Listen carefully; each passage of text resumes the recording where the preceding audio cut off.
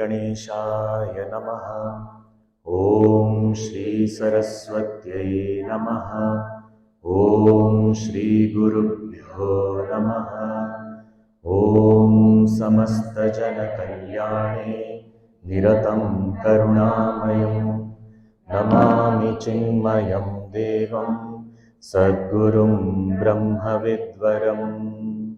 ॐ मूकं करोति वाचालं पङ्गुं लङ्घयते गिरिं यत्कृपातमहं वन्दे परमानन्दमाधवम्।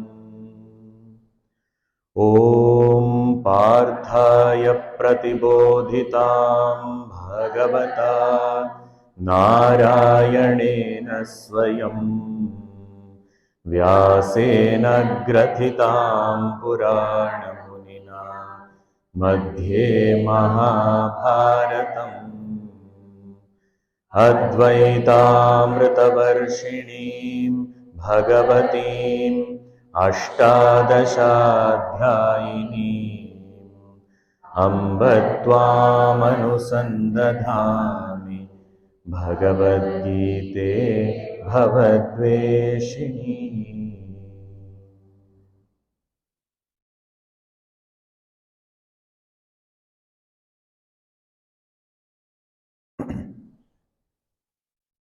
गोविंद माधवा गोपाल केशवा गोविंद माधवा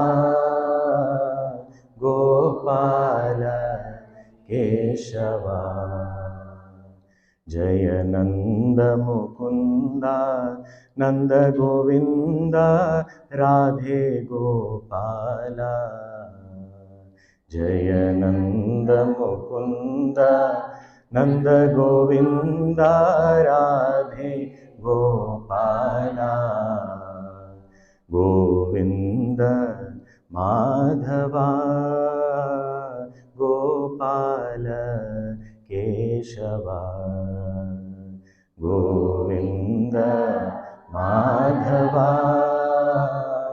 गोपाल गिरिधारी गिरिधारी जय राधे गोपाला गिरिधारी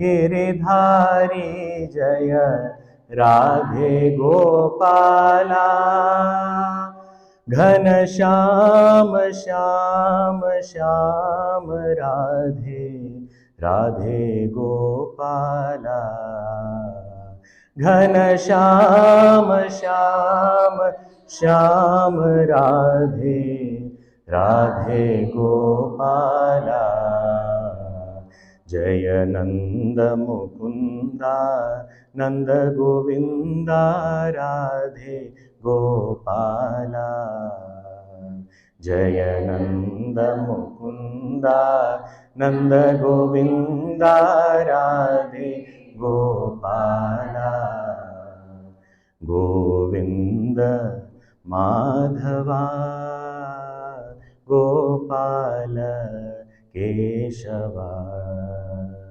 गोविंद माधवा गोपाल केशवा गोपाल केशवा गोपाल केशवा।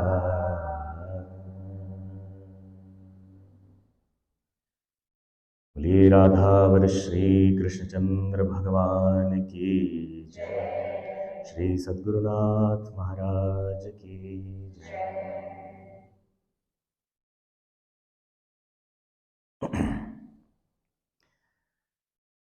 After talking about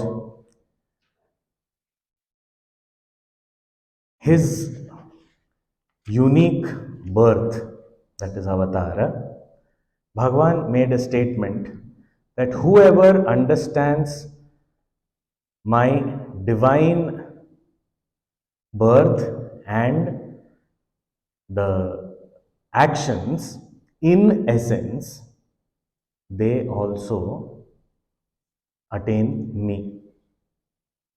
They don't have to again be born. And who are they? Have there been such people? And what kind of qualities are needed to attain you? So all that also was given.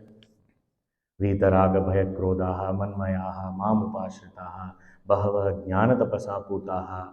All these, it was said that purity of mind, clarity of thought, and nobility of purpose leads to highest success. That is, mam madbhavam agataha. That was verse number 10 that we saw last. Now, Bhagwan would have continued with this, but in between, maybe he saw Arjuna's expression. He felt that there's some question in Arjuna's mind. What is the question? The question is that Bhagwan, you seem to be partial. You seem to be having likes and dislikes. Because if you say that these people only, the qualified ones only reach you, which means you are abandoning others. That's not fair. God should be impartial. Whatever we may do, that we don't see. But we always say what others should be like. God should be like this. You are a good person? Yes, then you should be good. But what about you? I am not a good person. So I don't need to be good.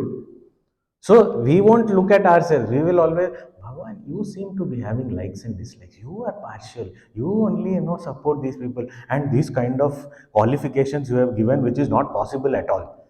Who said not possible? He said these people have reached me. They have attained the highest. So it is not, and that to plural. Bahavaha, we saw that. Plural of many. Such people, so many people have attained. So it is not that one or two or very rare. It is possible, many have attained. But as far as I am concerned, I feel it is very difficult, Bhagavan. Why can't you just give to everyone? What is your problem? Bhagavan says, I have no problem. But do you really want it? That is what the next verse says. But before we read the verse, there was this very beautiful incident.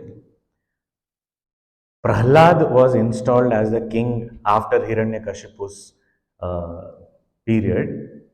That Bhagavan said that you should be a righteous king and the subjects deserve a good king. They have been suffering under the rule of this Hiranyakashipu. So now you take over and you rule justly. Then later you have to reach me only. You are such a great devotee of mine. Prahlad said, whatever you say, I'll do. So he ruled. And after many, many years, and Bhagavan himself came. Prahlad, good. You have done a good job. Now enough. Now hand over the kingdom and come with me. Prahlad said, no, I am not coming. Huh? Why? I am the king. And the king, the children, the praja is like children of the king. So I will not come without my family, my entire, all subjects. I want everyone to come. And not just humans or special races, everyone, all, even insects and plants, trees, animals, birds, everyone, all living in my kingdom, everyone should come. So, will you take all? He said, of course. Bhagavan said, yes, of course. I am ready to take everyone, but only one condition. What is the condition? They should want to come. Otherwise, I won't force anything. I am very democratic that way. So you want to come, you come. Most welcome. But if you don't want, then I can't force you. So I won't take you by force. Bhagavan said, Prahlad said, who would not want going to Vaikuntha? Who would not want such a great realm of Lord Vishnu himself to be with him? Who will not want? Bhagavan said, you ask. So they just stepped out and there was a pig eating some filth, some the gutter or something. No? So Prahladji first, I don't know why he saw the pig only first. So he said, okay, Hey pig, that I am busy. What are you doing? I am eating. What? This dirt? I, this is what is my food. You tell me quickly. Don't waste my time. So at least look up, no? What is it? King? Prahlad ji, you're the king. Oh, tell me, what is it? He said, you want to come to Vaikuntha? Bhagavan is ready to take. What is Vaikuntha? The place Bhagavan's abode, Lord Vishnu's abode. Okay. So what is there? What is there? What is it like? It's a very beautiful place, and Bhagavan himself is there, and Mother Lakshmi is there, and all happiness and comforts and everything, whatever you want, you will get there.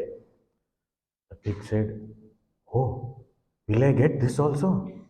This gutter, this filth, this. Prahlad said, no, I don't think this will be there available there. Then the pig said, then you go. I am not coming. Because without this, I can't come. So Prahlad looked at Vishnu Bhagavan. Vishnu Bhagavan said, you want to ask others? He said, no, I am coming. Let's go. This is what the next verse is saying. Ye yatha mam prapadyante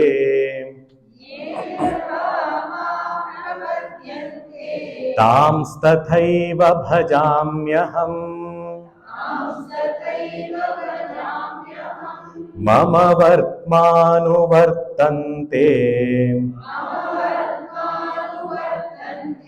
मनुष्याः पार्थ सर्वशः.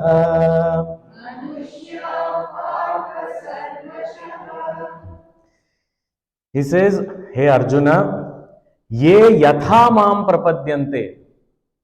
Whoever comes to me with whatever attitude, whatever they expect, whatever they want, whatever their demand is, the way they come to me, that same way I fulfill them. Tan tathaiva bhajami aham. The way they approach me, that way I also respond to them. So whatever they ask of me, I provide them that. I fulfill their wish. So that is how I work. I won't force anything upon anyone. Just imagine if we want something and then Bhagavan says, no, I will give you this only. This is no, what you want, I will give you. So the way you approach me, I know listening to this, we may sometimes have this question, that doesn't happen with me actually, I have asked so many things, but it doesn't really happen. Here, those devotees who are really devotees, it is talking about them. Maybe not about us. But the point is, overall, is it not that all our wishes are more or less fulfilled only?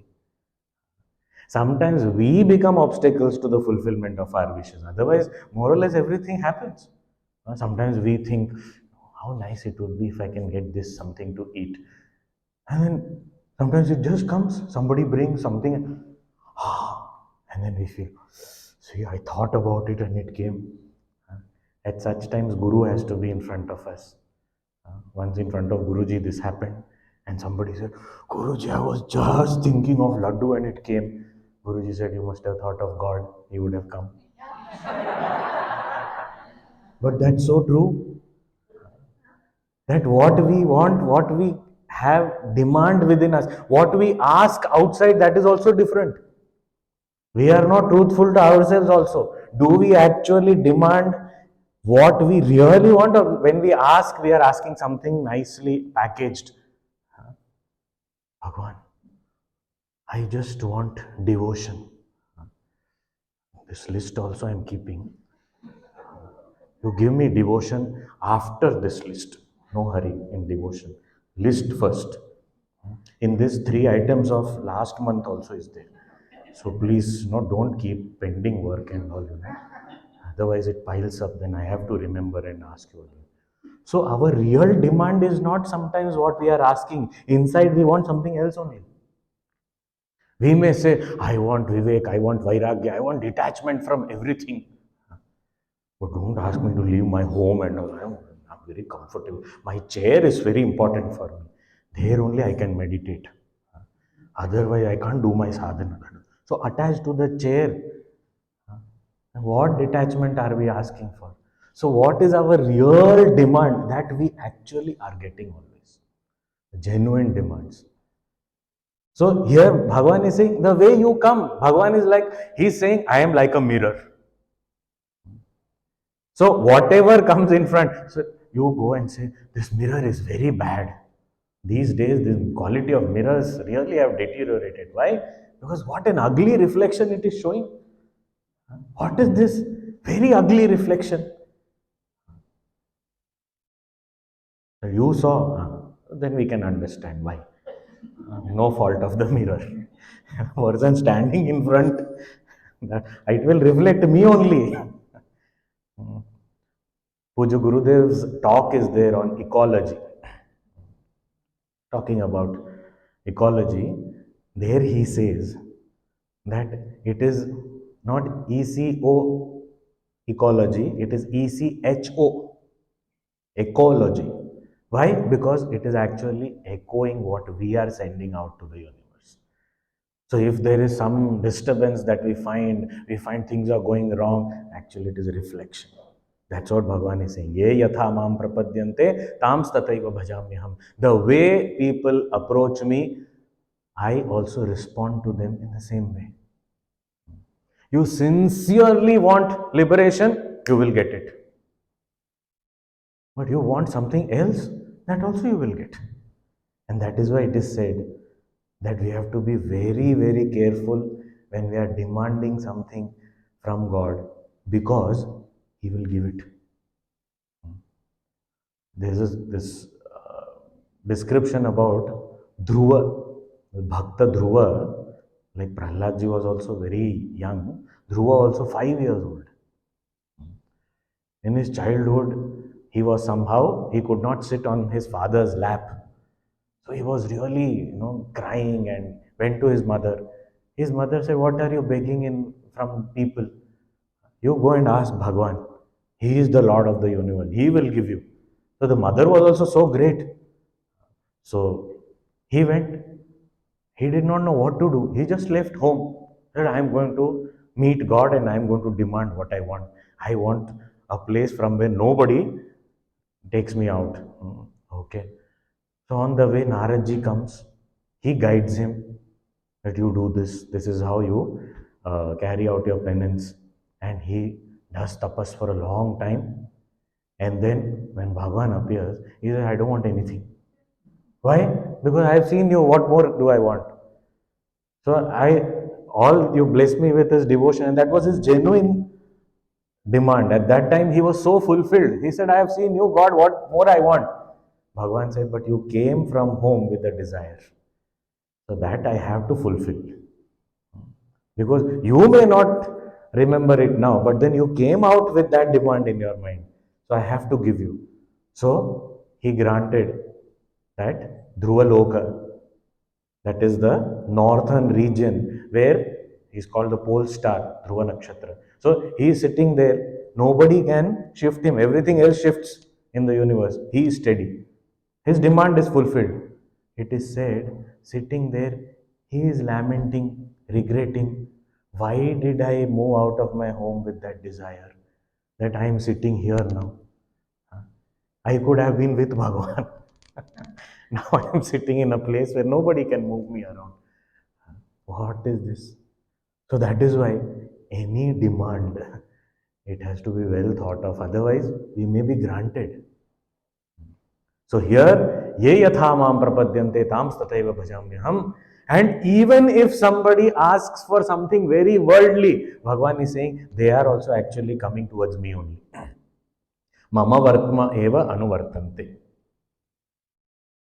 Manushyaha partha sarvashah. In every way, whatever be your demand, ultimately you are coming to me only. Bhagavan is saying, where else will you go? Even for worldly needs, even for sensual pleasures, we may think we are going and demanding from someone else, but the ultimate supplier is Bhagavan only. And Bhagavan says, ultimately, after going around here and there, you will reach me only. Mama Vartmanu Vartante. Everyone is walking towards me on my path only. We may say, okay, we may, those people who may not know and still they must be demanding and all. But what about those atheists and all, though they don't believe in God? They may not believe in God, but they also want happiness and they also want infinite happiness. And what is that infinite happiness? Bhagavan says, that's me. So ultimately, they are coming to me only. They can't go anywhere else. So, whichever desire they come to me with, I fulfill them. So, I don't force myself. I don't say you should ask for this only. I will give you this only. No. You want this? Take. Play. So, I am asking some toy. Bhagwan is here ready to give something great, and I'm saying, give me that toy. Okay.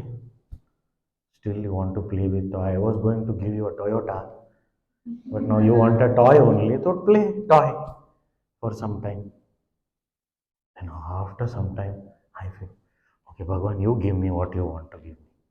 And that's when we realize He has greater plans for us. But we unnecessarily demand very, very small, small, tiny things.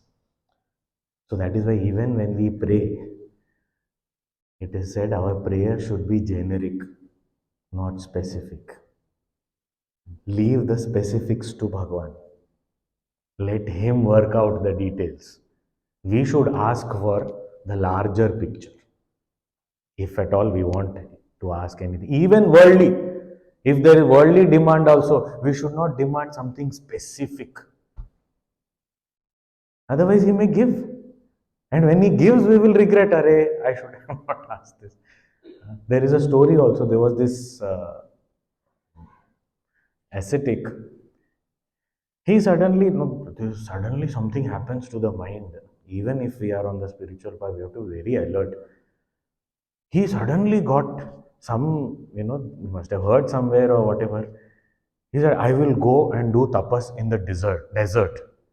He went to the desert. No, why should you go to the desert and do tapas? You can do it at your home also, that's okay. Desert, okay. He went. Now in the desert, started. And then before he started, we say we surrender, no surrender happens. We go there, Bhagwan, now I am not demanding anything else. I will just think of you. Just one request. I am in the desert. So whenever I feel thirsty, I should get water. That much you arrange. Rest all I don't demand. I don't want food or anything. Now why? But he demanded. Okay. Now, very soon, body not used to that kind of weather, that place and all. Very soon he started feeling thirsty. As soon as he started feeling thirsty, he looked around. What happened? Where is my water? Because I have told Bhagwan, he's my agent, I have booked. He has to supply water. Where is the water? Looking around, very disturbed. I said, no, I should meditate. It will come. Soon it will come. He looked up. By chance, any clouds sitting in a desert. No clouds also. Okay, it will come. It will come. Now meditation on water started. Now suddenly he could hear dogs barking. He said, water. Anything, any sound. Now water only for him because that's what he is meditating. Water. He saw three, four dogs. All not very good, well kept dogs. They're really unkept and came there dirty. And then behind that, running, one man was coming. And he also was in tattered clothes and all. So he looked, said, maybe he has the water. Let him come here. He came there. What are you doing here? I have never seen you in the desert. I keep roaming around here. Yeah, I just came. By any chance, do you have water? Not even asking who are you, where did you come from, what, nothing. Do you have water? He said, yes, I have water. I said, thank you, God. Thank you so much. Okay, so can you give me some? "Ah, of course, I can give you some." Okay, he took out. There was a fresh leather skin of an animal just peeled out from a dead animal, made into a bag, and in that was filled some water. Stinking. He took out. I said, "Here, drink."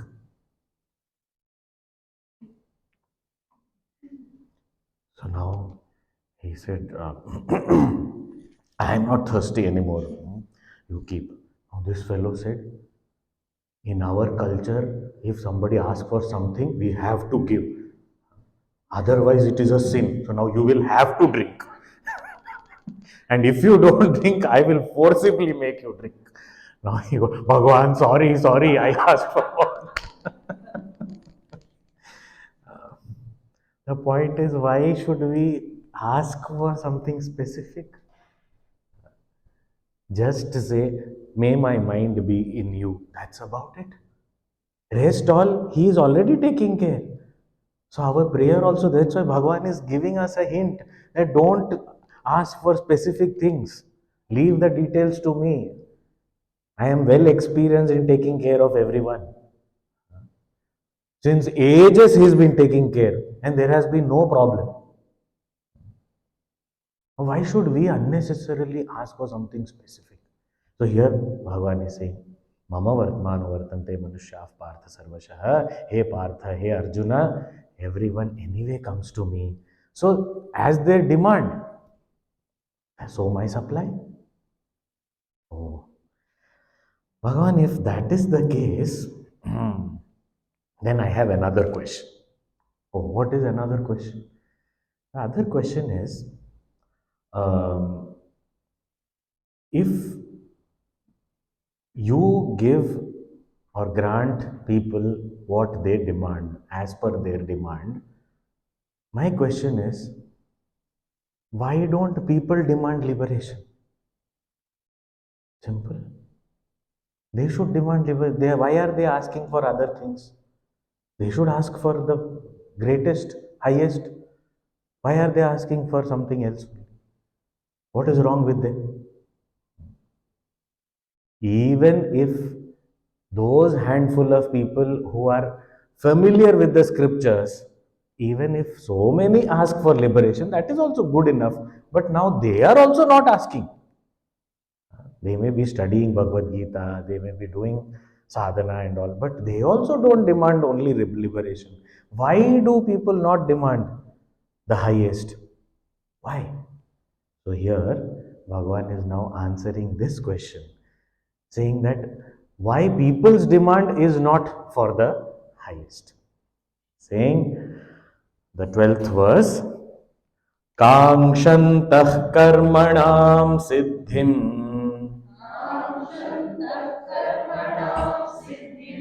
यजन्त इह देवताः क्षिप्रं हि मानुषे लोके सिद्धिर्भवति कर्मजा."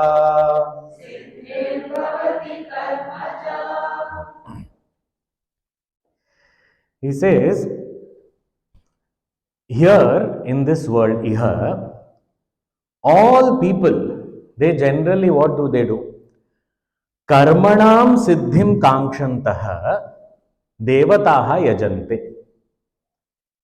They pray to different devatas. We'll see what is devatas. They pray to different devatas, desiring kankshantah, what? Karmanam siddhim, some fruits of their own actions. So everyone wants some fruits of their actions, and desiring that, they are worshipping different devatas in this world. And when they perform action and they offer such prayers to different devatas, what happens? They get it. And when they get it, they ask for more and they get more. And that's how it continues. Sometimes they don't get it, then they ask for something else, and that something else they get. So they are happy. So the point is they are worshipping Devata. Now, what are these Devatas? In the scriptural language, if we see from the macrocosmic level, Devatas means Indra, Varuna, Agni, all these, the guardians of these phenomenal forces. Those Devatas who bring about rain, winds, all these different fire. So all these are different Devatas. So what we see as the sun, that is one form of the sun that we are able to perceive with our senses. But that there is a presiding deity also of the sun who is called Surya Devata. So such kind of Devatas, in every aspect of nature there are Devatas. So ocean there is Samudra Devata.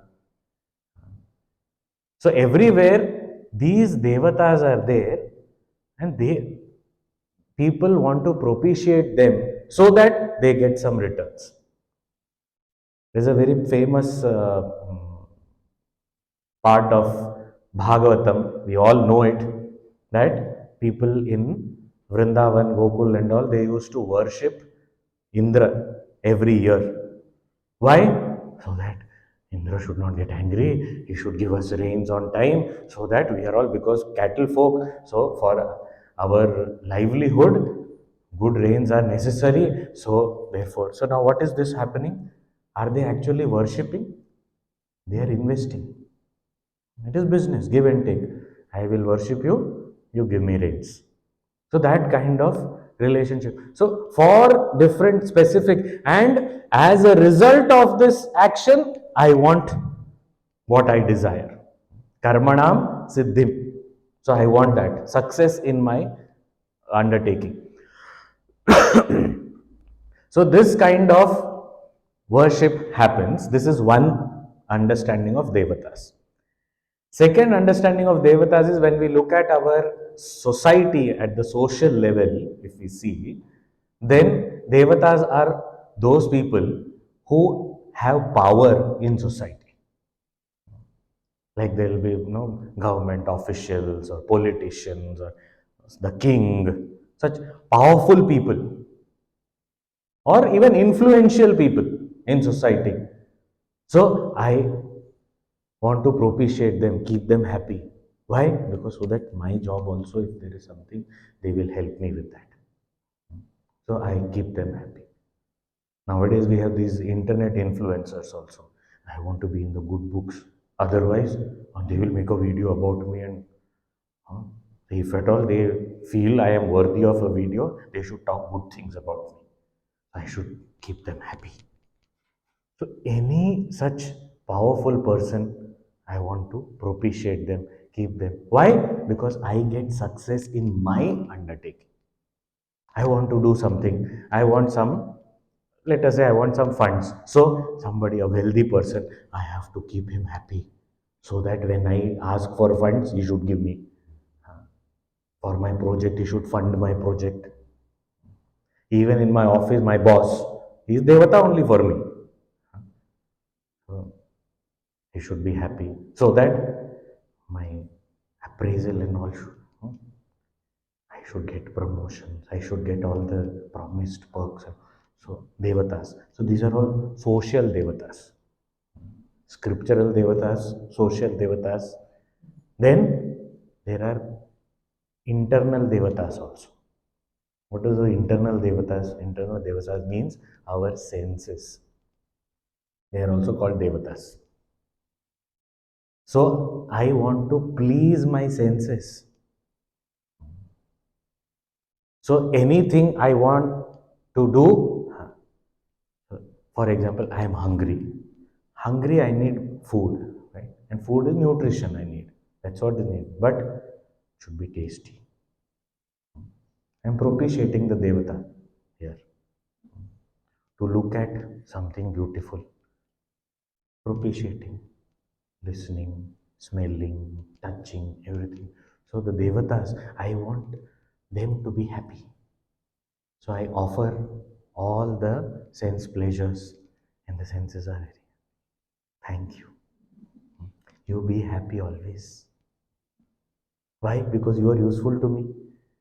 When I have to go somewhere, I need to see, I need to hear, I need to walk.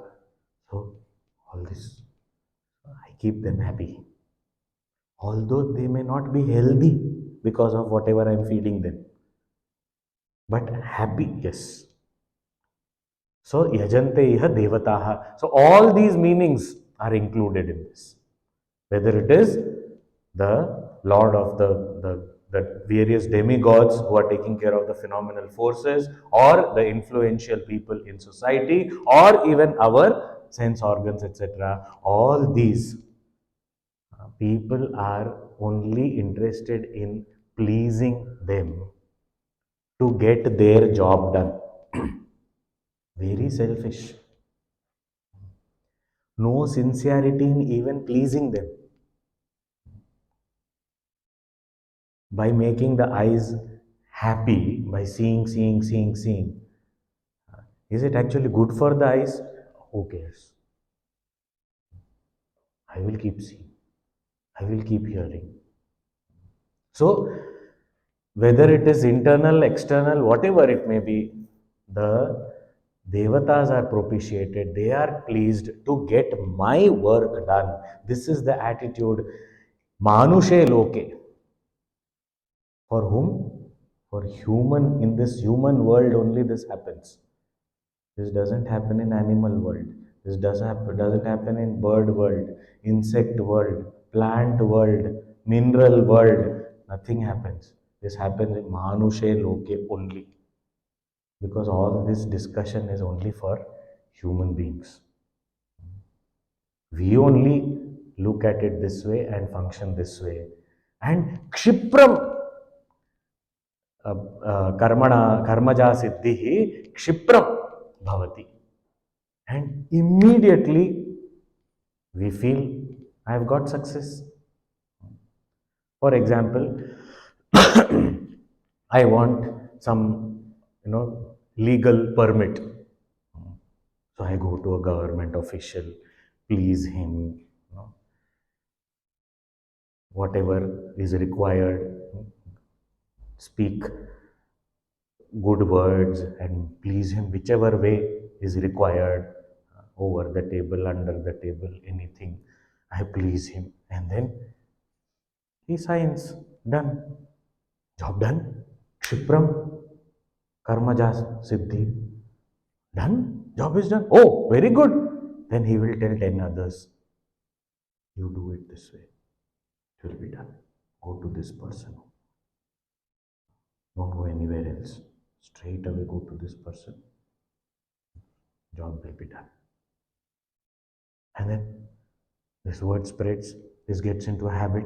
I want to do this. I want to get this done. Done. Over. So everybody is looking at such kind of, immediate results, and when they really get those results also, which happens also, it seems to happen, and therefore they again keep doing that only. So they never demand liberation. Where is the time? Because my job is getting done, and that's the reason majority of people say, why should I study the scriptures? What is the need of Bhagavad Gita? Why? My life is going on well. All I have to do is please people, and they are happy. My job is done. I am successful. What I want, I am getting. Over. So what more is needed? So the purpose of studying scriptures itself is not there. We don't understand why. What is the need of liberation? I am happy. I am free only. I can do whatever I want to do. I am free. But Puja Gurudev defined freedom very differently. He said, not to do what you feel like doing is freedom. Can I say no to my own mind? Do I have that freedom? My mind is demanding something. My senses are demanding something. Can I say no to my own mind and senses? That I can't do. Means I'm bound. I'm not free. Not to do what you feel like doing. Real freedom is that only where I am free from the clutches of my mind and senses. I'm independent. If a scripture appeals to me, I am able to follow it without anyone pulling me back. And who pulls me back? My own mind only. Who else? So, this immediate results is what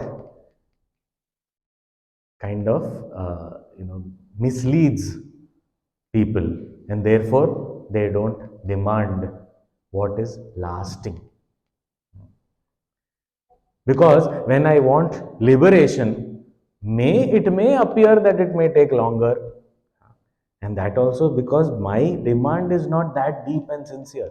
So for that I will take some time maybe. And secondly, also I understand that it is a little difficult, it is unfamiliar territory, and therefore I am not able to pursue that path patiently. But here I am getting immediate results. So where I am getting immediate results, I am just flowing in that direction. And when I flow in that direction, I actually don't realize that I am myself binding myself in this cycle of action, result, action, result, action, result, where there is an opportunity for me to get out of it, but I'm myself binding myself. So, for an immediate gain, I give up my permanent freedom. I accept slavery for some immediate gain. So, something that I feel that I got it, so I am ready to give up my privilege as a human being.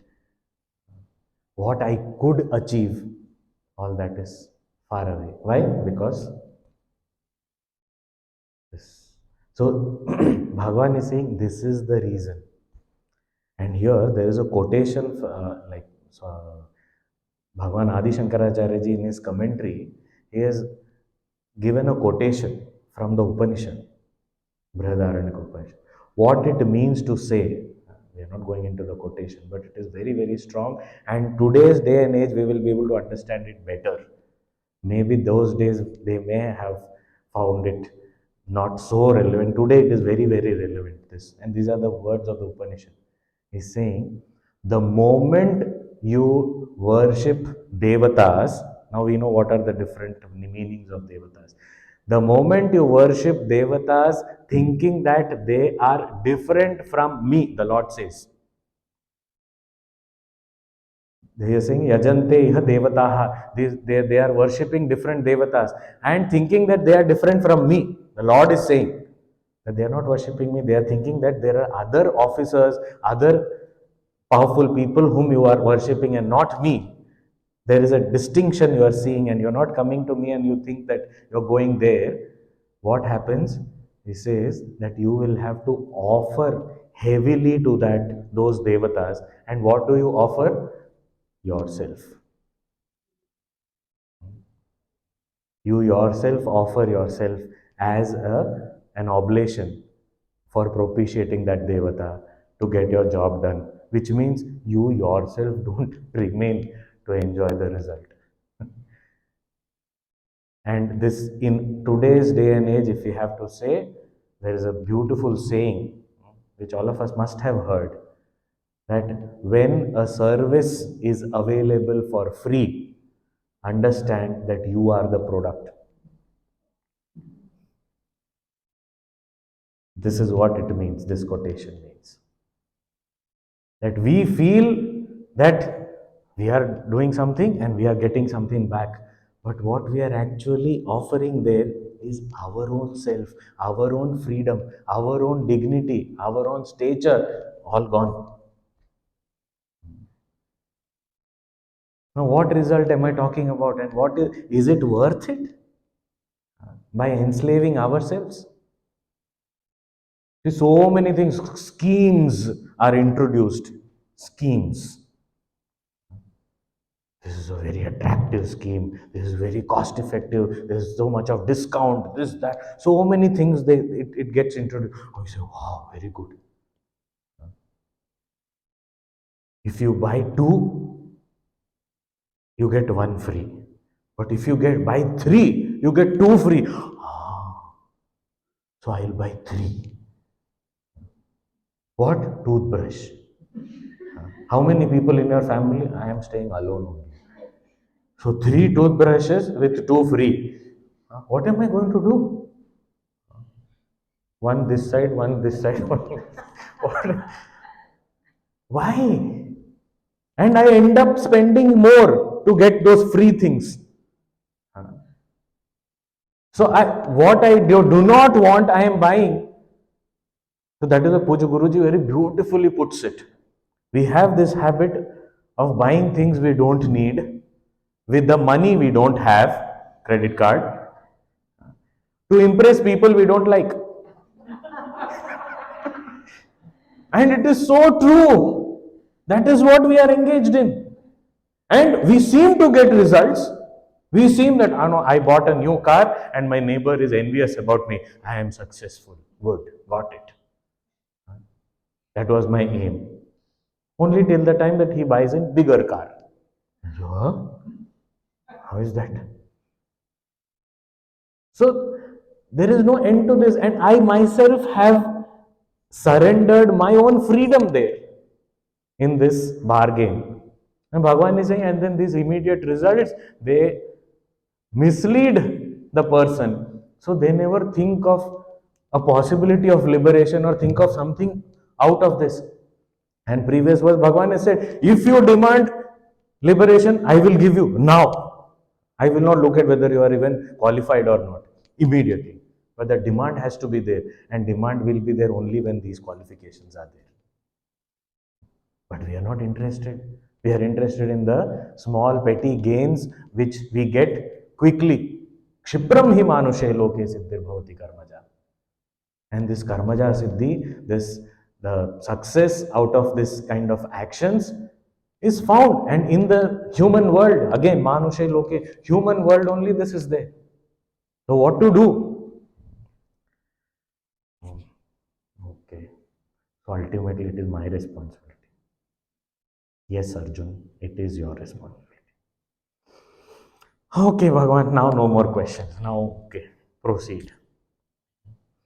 So now, what did he say? In the ninth verse, he said, Janma karma cha me divyam evam yo vetti tattvataha tyaktva deham punarjanma naiti mameti sorjuna. So he said that one who knows the divinity of my birth and my actions, in essence, such a person having given up the body does not take up, does not have to be born again, he attains me. That is the highest self. And what is this divinity, that speciality of his Janma? He has already said. What is the speciality? Ajaha api, even being unborn. Avyaya atma api.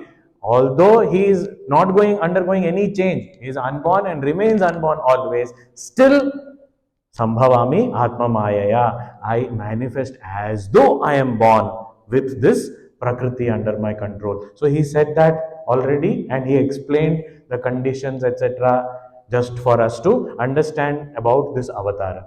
Now, he is saying, what about Janma Karma Cha? You said that speciality of action. What is that action part? How is it special? Can you explain that? So now, here Bhagwan is coming back to that. In between, there was a little bit of as though some other topics were dealt with, because it was, maybe apparent from Arjuna's expressions, or Bhagwan felt that we should explain this and then move ahead. So now he's coming back that Janma Divyata he has already said. Now Karma Divyata he is going to point out. He's saying what? Now, before we read the verse also, if we have to think about it, when we know about the divinity of his Janma, what is it? Even being unborn, he is as though born. Similarly, what would be that divine action of his? Although he may appear as though he is acting, but he is actionless. without being a doer, still as though he is doing. Obviously, the same principle. So that's what he's saying, but he's saying something very, very important, which is also connected to his avatar. What is he saying? 13th verse. चातुर्वर्ण्यं मया सृष्टम्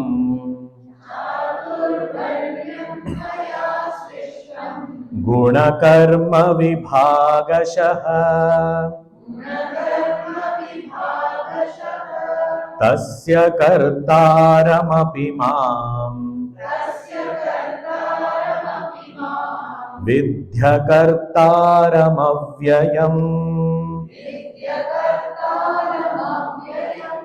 So what is the greatness of my action? The second line says that Tasya kartaram api mam vidhi.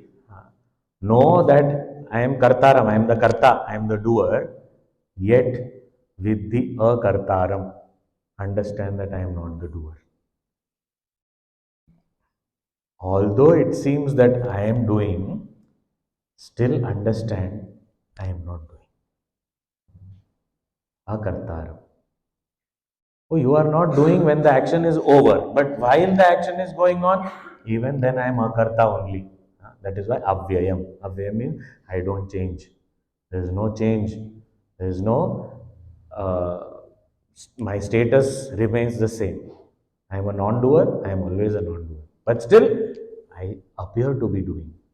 So, as though I am doing something, but I am not doing. Tasya kartaram vidhi akartaram avyayam. Oh, what is it that you do yet not do? What is it?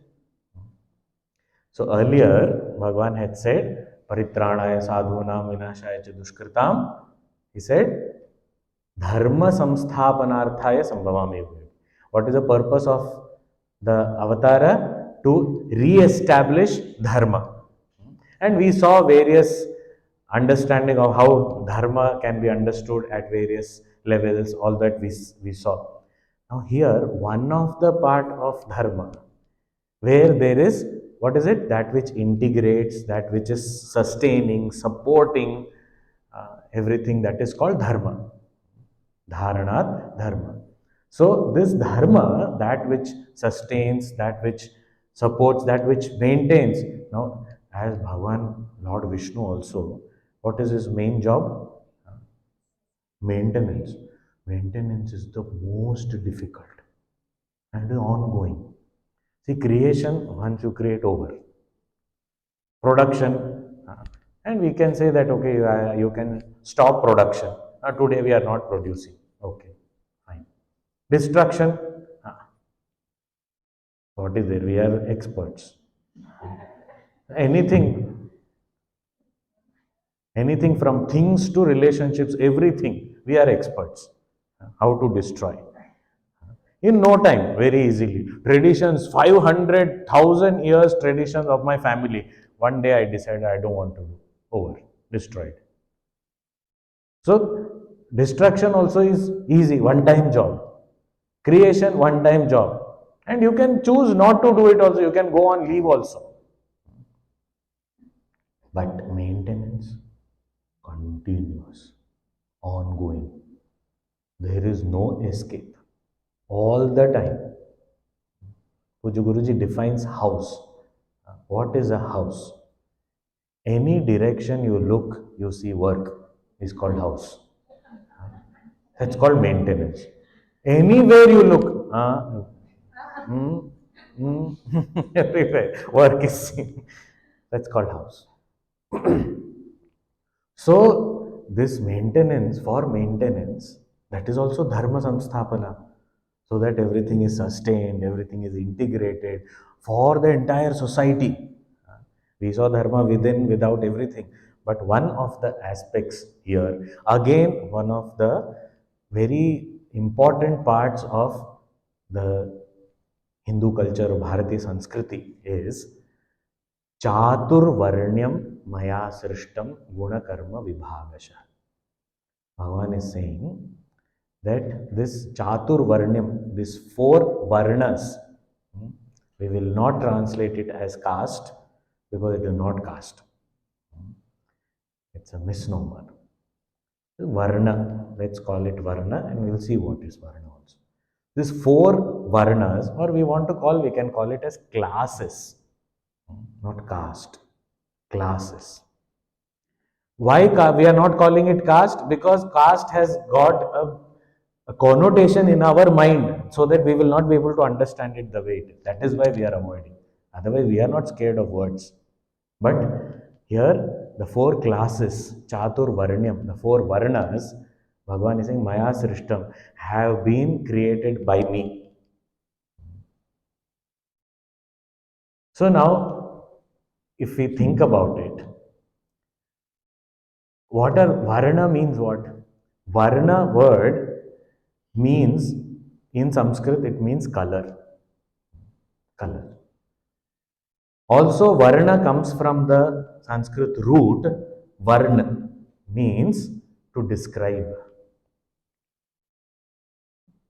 So, whenever we have to describe anything, anybody, we use attributes. And what is the very, very natural process of our understanding? For understanding, we use the intellect, buddhi. Now, with the buddhi, how do I understand? What is the process of understanding? Generally, the process of understanding is first we observe. First step, observation. After observation, we analyze. So, we got the data, we analyze the data, we collect the data, and then we analyze it. Based on the analysis, we classify it. This is a very natural process. We do that all the time. And based on the classification, then we deal with it. So, in different categories, we place it. Any small little thing also. This happens in our mind, but we don't know it. This process takes place anytime, anything we are seeing for the first time, new thing, immediately it will look for, it will analyze the data, it will look for which class to put in, and it will put it in that class. If sometimes we don't have a class for that object, we say, I am not able to understand it, which means I have not been able to classify it in my mind. So I am still not very clear. I don't know. As soon as I understand it, as soon as I know, and I have placed it in a particular class, the classification happens, I know, I understood. So it is a very natural process of our understanding anything, gaining knowledge about anything in the world. So this Varna means these classes, four in number, in the society have been created by me, Bhagavan is saying. Now, for classification, something very important is what is the basis of classification? That is very important. On what basis are you classifying? For example, all of us sitting here, what basis can we classify? There can be different criteria that we can think of based on gender. So then there will be men, women, two classes. So at least here only two. Then, then whichever, so any criterion. So we take up any criterion, age, then there will be youth, there will be middle age, there will be old age. So classes will be different. So based on our background, family, association, spiritual exposure, whatever, different types of each basis, the classification will differ. So which class which person goes into will depend on the basis, and that on that basis where do I stand. That will decide which class I fall into. But the classes can be based on various aspects. So here Bhagavan is giving the basis also and saying Guna Karma Vibhagashaha. What is the basis of this classification? Guna Karma. These two are the basis of classification. Now, what is this Guna and Karma? Shankaracharya ji has explained, and Puja Gurudev also in his commentary has explained very beautifully, that based on guna means, we know in the, those who are familiar with the scriptures, primarily there are three gunas. One, sattva guna, that is brightness, brilliance, knowledge. Rajoguna, that is activity, and tamoguna, that is inaction, indolence, laziness, sleep, etc. So, all these three the gunas, qualities, attributes, now these three gunas are there in everyone, but there is a preponderance. There is a dominance of one over the other two. So, based on that dominance, our nature also will differ. So, one who is primarily very, very sattvic, filled with sattva guna, and little bit of rajoguna is there, little bit of tamoguna is also there, but predominantly sattvic, then such a person, how would that person be? That person would be able to think subtly, would be a visionary, can, long term, can understand things, can, understand subtle concepts, is able to not only gain knowledge but also is able to disseminate, teach. So sattva guna helps in all these activities. So such people are classified into one category. The ancient name for this category was Brahmana. Now we would call it as thinkers, consultants, advisors, visionaries. These are the names today we use for them. Same way, second guna, which is the other guna, rajoguna. Now, if somebody is predominantly rajasic, but there is little bit of sattva guna to back it up, and tamo guna is least. So there is rajoguna maximum. Behind that, there is sattva guna is there, and tamo guna is very little. So such people, they are obviously action oriented, but backed by sattva guna means knowledge. So they can understand the vision imparted by the visionary, and they can execute it well. They'll be action oriented. They want to do things. They will not sit and let me sit and think. No, they won't be. You tell me what to do, I'll get it done. They'll be excellent in delegation, excellent in getting things done, execution. So that category is, in the ancient times, it was called as Kshatriya. Today, we call them administrators, executives. Even soldiers also, the commanders, the generals, those people, because they understand the war strategy and they get it done. So that category, soldiers mean not every soldier, but that sattva guna also has to be there behind it. Now, third category is again rajoguna only predominantly, but backed up by tamoguna, and there is little sattva also. But more of rajogun, then tamogun, then sattvagun. Such people, they'll again be action oriented, they want to do things, they'll be industrious in nature, but they would think more about themselves. What will I get? How can I do this? How can I earn profit?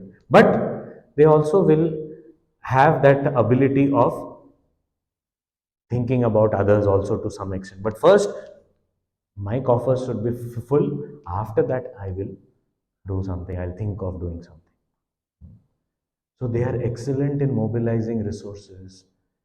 They are very good in, making profits. So these kind of people, ancient times, they were called as Vaishyas.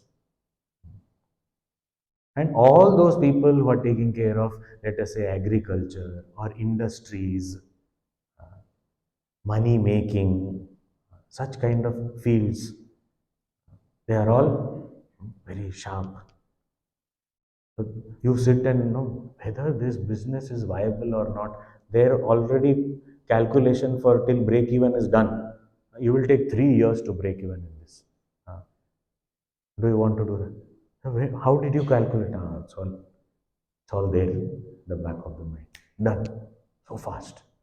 They're excellent. You tell them this is needed now, we'll arrange. Done. So they're very good. Vaishyas, businessmen, very industrious also. And will establish big industries and all. Starting point is for earning. But then later it will be to support others also. And the fourth category is primarily tamasic, tamoguna. See, tamoguna does not mean all the time sleeping, and all. That's not the tam. Tamoguna means more self-centered. Sattva is more thinking about others. So sattva is more of selflessness. Rajoguna is being very selfish and activity oriented. Tamoguna being selfish and not acting also. I am sitting here. What is your problem? So, one person was sitting under a tree. In front of him, there was people. Two people were running. One person with a bucket of water, the other person pulling a hose, and then this third person was there sitting doing nothing. So these two people said, come, no, help. There's a house on fire. Why should I help? House on fire? You go. Says, whose house is this? So this person, one of those people who were running with the hose, he said, my neighbor's house. So if it burns so much, then it will burn my house also. So let me go. And then they asked, where do you stay? And I am your neighbor. So it is your house that is burning. Come. It is my house. No, what is your problem? You also leave. Don't go. And the third person, he was not living in that locality at all. He was somewhere else. He was running with a bucket of water. Now, these three is classic example of sattvic, rajasic, and tamasic people.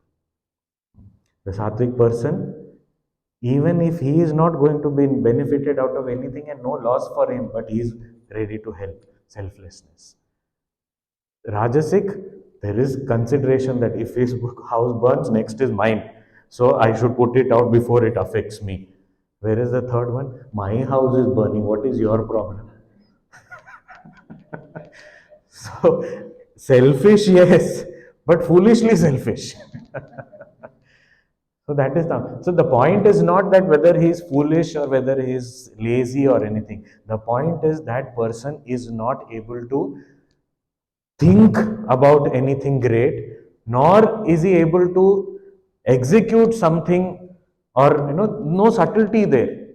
So that person needs instructions. Do this, done. Now next, do this, okay. So the legwork has to be done, and we need such people also who just take orders and finish off. And that's what the army soldiers are trained like that only. Whatever command comes, you have to follow. That is basic, and that also is not easy. One sattvic person, you tell him to do this, or a rajasic person, you tell him to do something. Why should I do? No, I am thinking. Don't disturb. Whereas this person ready to work immediately. Anybody needs help. Can you get me a glass of water? Fine, it will come. Other, you asked a glass of water. What does that mean? A thinker will think. Whereas this person will bring it already. So that fourth category is called Shudra, or the worker, laborer. The real groundwork somebody has to do. More about this Chatur Varna, we will see. This is also a way of establishing Dharma. We will see that in the class tomorrow.